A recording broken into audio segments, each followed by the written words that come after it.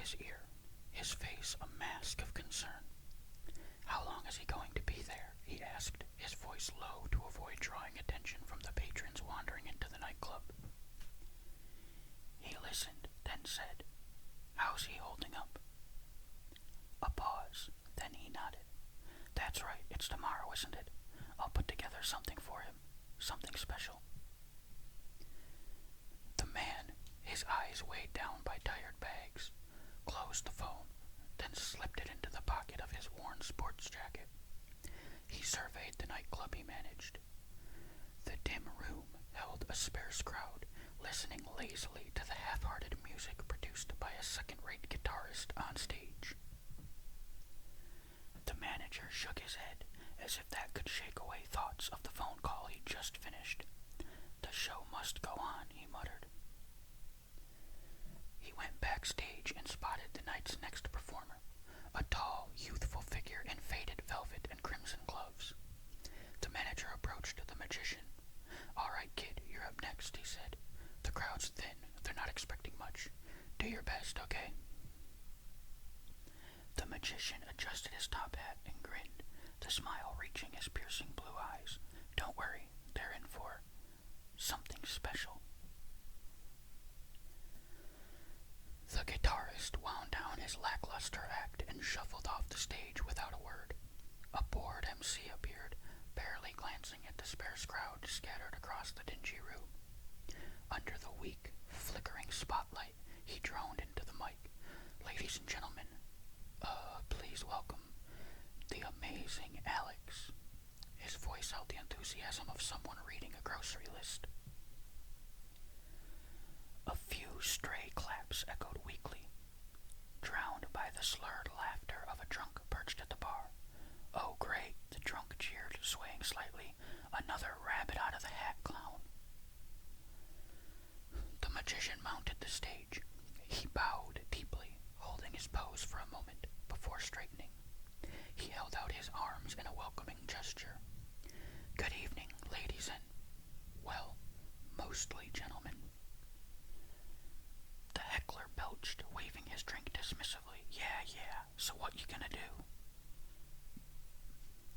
The magician's jovial smile didn't falter. "Actually," he said, his voice dropping into something conspiratorial, "I'm not going to tell you what I'll do." The audience stirred, some leaning forward in their creaky chairs. "Instead, you," he swept a hand toward the crowd, "are going to tell me what I'll do." A ripple of murmurs waved through the room. The heckler snorted. "What a joke," he slurred. From the back row, an aggravated voice called out, clear and cutting, "Make that guy shut up." The magician's smile widened mischievously. "Granted," he said, and with a snap of his fingers, a puff of smoke erupted around the heckler. When it cleared, the drunk was clutching at his throat, eyes wide in surprise, his lips moving, but no sound escaping. The crowd laughed and offered a smattering of claps. A bold voice from up front shouted, "Hey, he's just a plant." Alex perked up and grinned. "A plant, you say?" He snapped his fingers again, and another puff of smoke surrounded the drunk. When it dissipated, only a potted plant sat on the bar stool. The crowd laughed and offered appreciative applause. "Who's next?" asked the magician. The bold guy leaned forward again. 25 grand, right here." He slammed his hands on the table in front of him, the force of the gesture causing some of his beer to slosh over the rim of his glass. "Sorry," the magician replied with a playful smirk. "Only one trick to a customer." The bold guy grumbled a bit, but his protest soon petered out. Alex turned his gaze to a dejected-looking young couple nestled in the corner, their expressions as dim as the nightclub. "You, ma'am," the magician called, his voice smooth. "A penny for your thoughts." With a flourish, he pulled a copper coin from her ear, holding it aloft like a trophy. The woman hesitated. "Well, that guy's trick sounds good to me. I owe $25K in student debt. It'll take me 10 years of waiting tables to pay for the useless degree I bought. So, 25 grand, right here." She tapped the table. "Granted," the magician closed his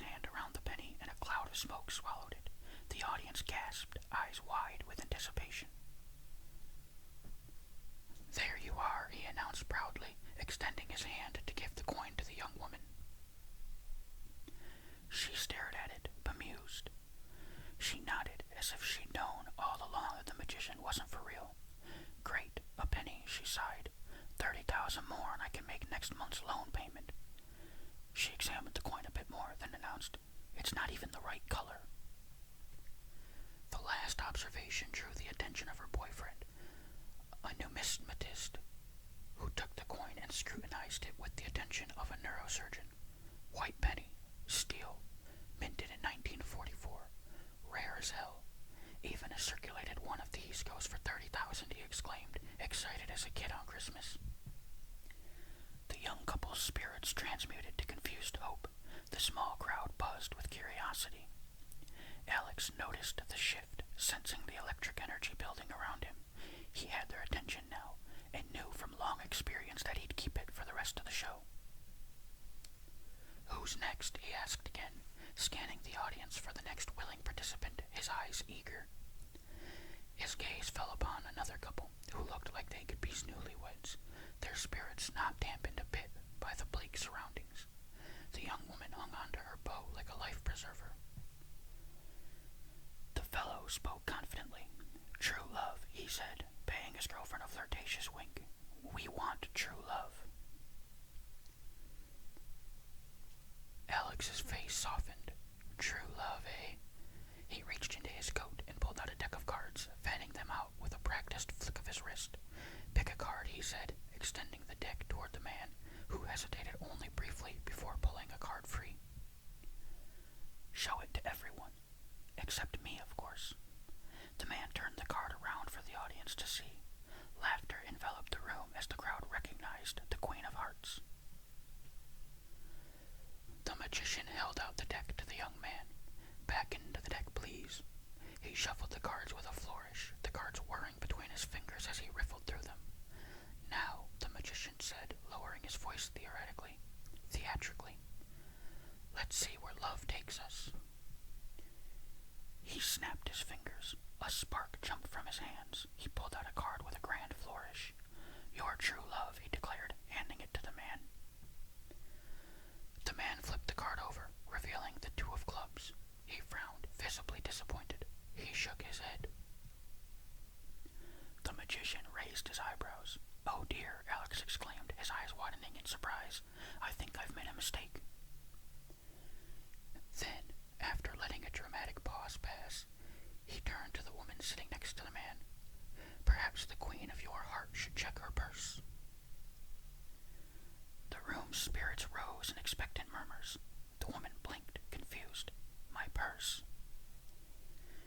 "Yes," Alex insisted, gesturing toward her bag. "Have a look." With a bewildered expression, she reached into her purse and gasped. Slowly, she withdrew the Queen of Hearts, taped to which was a small velvet box. Her hand trembled as she opened the box to reveal an engagement ring inside. The audience burst into applause as the woman's eyes filled with tears. "Yes," she cried, turning to her stunned boyfriend. "Yes, I'll marry you."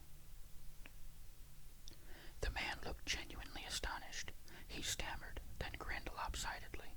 He turned to Alex, who gave him a wink. He remembered his old mentor, Orion. "Magic isn't about fooling people," the old wizard had said. "It's about creating a sense of wonder." Alex surveyed the crowd, small but starry-eyed. "Thank you, Orion," he silently said. The manager approached the magician as the last of the crowd, bubbling with chatter about the show, trickled out of the club. The magician was packing away his props, carefully placing them into a small leather case. His velvet coat hung loosely off his shoulders. His eyes still twinkled with the residual thrill of the evening's performance. "Hey, kid," the manager said, lighting a cigarette. He glanced around the emptying room with a frown. "You did good out there. Real good. I don't know how the hell you did that ring trick, but they ate it up." Alex smiled, but didn't stop packing his gear. "The best tricks are the simplest ones," he said cryptically. "But what about Tommy?" the manager pressed. "Tommy?" Where'd you hide him? Ah, replied the magician, grinning. He's someplace safe. A bit confused, maybe, but he's all right. The manager thought about pursuing the matter, but let it pass. A generation of experience with a generation of stage magicians told him that asking about the tricks was useless. Illusionists never explain their secrets. Listen, the manager continued, rubbing the back of his neck. How'd you feel about doing another show? You've got a booking here as long as you want. The magician shook his head, his movements deliberate. Sorry, only one show to a venue. A promise to my master. The manager exhaled smoke, letting the silence linger before chuckling. Can't say I blame you. I'd hightail it out of this dump if I could. Alex smiled, then returned his attention to his packing. The manager hesitated as the germ of an idea dawned upon him. He flicked the cigarette away. Hey, how about doing a birthday party? The magician raised a curious eyebrow, his interest piqued. A birthday party, he repeated, his tone neutral, but a hint of curiosity creeping in. The manager nodded, pulling out a wad of bills from his pocket. He fanned them out, the crisp 20s crinkled. I can make it worth your while. The magician glanced at the money, but remained unmoved. He started to turn away. It's not about the money, the manager added quickly, his voice dropping lower. It's my grandson. Alex paused, looking up at the manager now. Something shifted inside him. He could really use a boost, you know, the manager continued, his whole heart behind his words. He's angry about a lot of things. I thought maybe a little magic might lift his spirits. He sighed deeply, as if the world was burdening his shoulders. His birthday's tomorrow. He's turning 11. Maybe, Alex murmured. Tell me more. As the manager described the gig, the magician's grin grew wider and wider. The children, glad for a chance to escape the boredom of the hospital's pediatric ward, sat eagerly at the cafeteria's tables. Some of the children, the less infirm ones, even bounced in their seats, awaiting the arrival of a man the nurses had called the magician. The anxious waiting was interrupted by a pop, a cloud of smoke exploding in the corner of the room. When the haze cleared, there stood the magician, his faded velvet coat hanging a little loose on his frame, an open, friendly smile spread across his face. A nurse standing nearby blinked in surprise, mesmerized by the magician's materialization. One little girl, frail but awestruck, whispered, Where'd you come from? Before the magician could respond, a sharp voice erupted. What's the point of this? The speaker was a boy, his head bald from treatments. He glared at the magician with eyes far too old for his 11 years. It's bad enough that I have to stay in the, he made air quotes with his fingers, children's ward, but they really think I'm gonna feel better by some caped dimwit pulling rabbits out of hats. Please. The magician met the boy's fierce gaze with a steady calm. No rabbits or silly hats here, he said softly. Just a humble entertainer, trying to make a little magic if you'll let me. The awestruck girl chimed in again. What tricks are you gonna do? As if on cue, the magician bowed. Actually, he said, taking on his practiced conspiratorial tone, I'm not going to tell you what I'll do.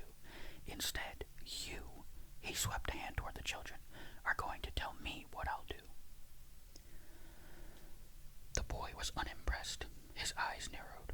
Fine, he said. You want to do a trick? Okay. I wish for a brontosaurus. Let's see you do that. His voice dripped with sarcasm. The magician's lips curved into a smile, but there was something deeper in his gaze now, something that shimmered with both understanding and a trace of sorrow. Granted, he said. With a flourish of his hand, he snapped his fingers, exploded with a small flash. The beast was the size of a cat, but otherwise it looked like a denizen of Jurassic Park.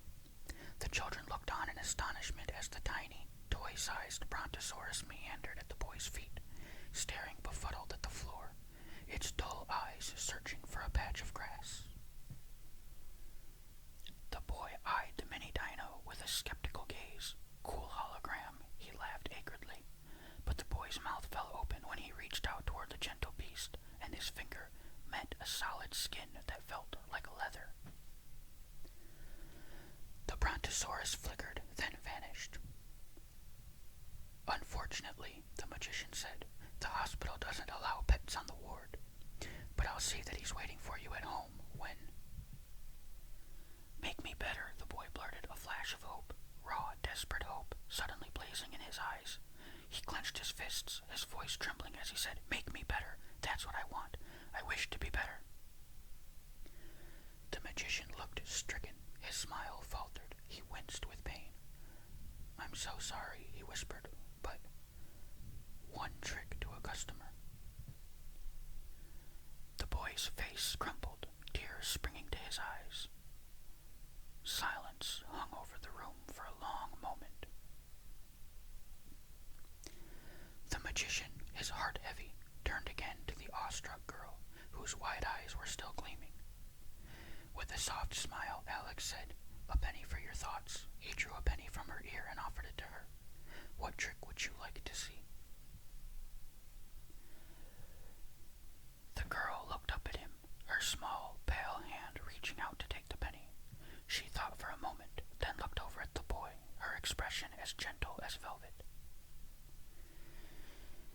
I like his idea, she said, her voice barely a whisper. She glanced back up at the magician.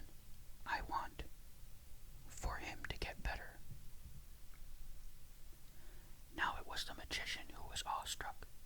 He searched his memory, which spanned more decades than anyone would believe, for a moment where a request had inspired him with such wonder.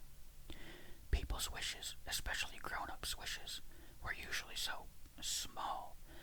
Money and status, pep in their love lives, and occasional demand